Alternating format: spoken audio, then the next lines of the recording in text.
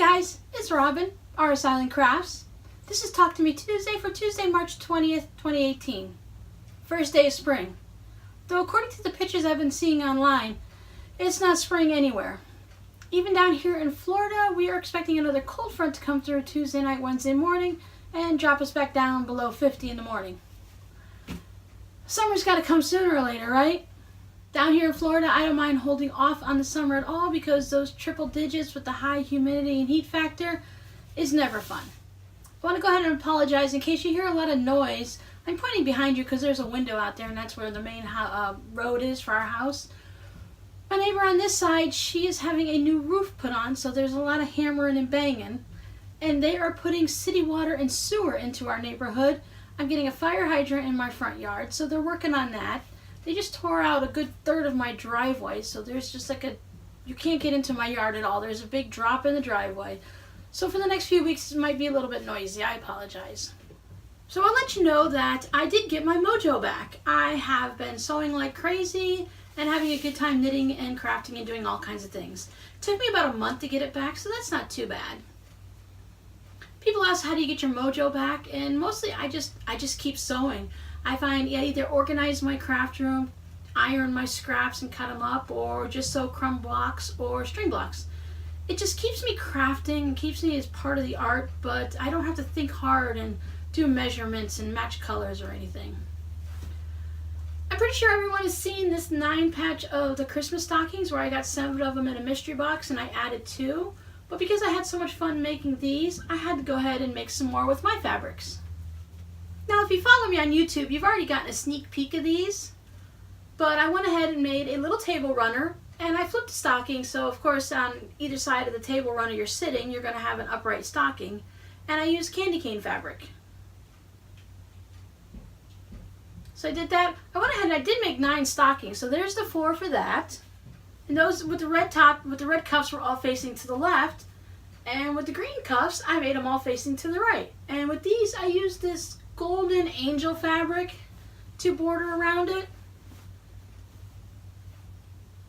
I'm starting to get down to the end of my Christmas stash, so I'm not sure how many more projects I can get out of what little I have left. And then I had the 9th stocking, which was this really cute Santa hats. And I decided I'm going to turn this one into a pillow, but I haven't decided on what fabric to border it with yet. Now, if I'm showing you anything you've already seen, you have to excuse me. I didn't go back and watch the videos to see what I showed, but I also did get the binding all set up for this one. It's the same binding that I used for the stocking. It's a green with the bell fabric. I like to get the binding done as soon as possible. That way, when I get to the quilting part, I don't have to stop and make binding. I don't use the fabric by accident because, let's face it, sometimes it could take months, if not years, to get to the quilting part on a project. Now for my other UFO this month, I did finish this little table runner. I have all the straight line quilting on it. I called it more of the organic quilting where you just kind of do a straight line and it wobbles a little. Sometimes they're 3/4 of an inch apart, sometimes it's an inch, it doesn't really matter. I found this gold fabric for the binding. I didn't know what I was going to use it for because it really doesn't go with anything that I normally stitch. But it was good that I had it because it works perfectly with this fabric.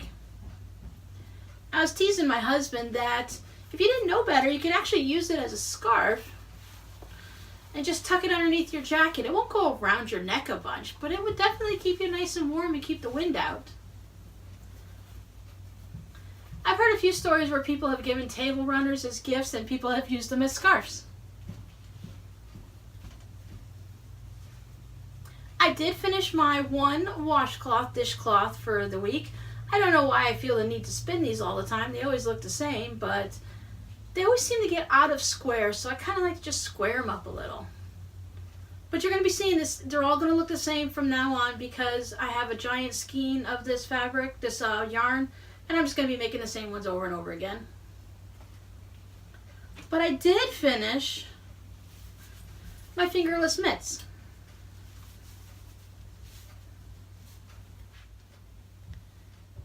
These are just a basic ribbed pattern with gussets for thumbs. It's red heart yarn.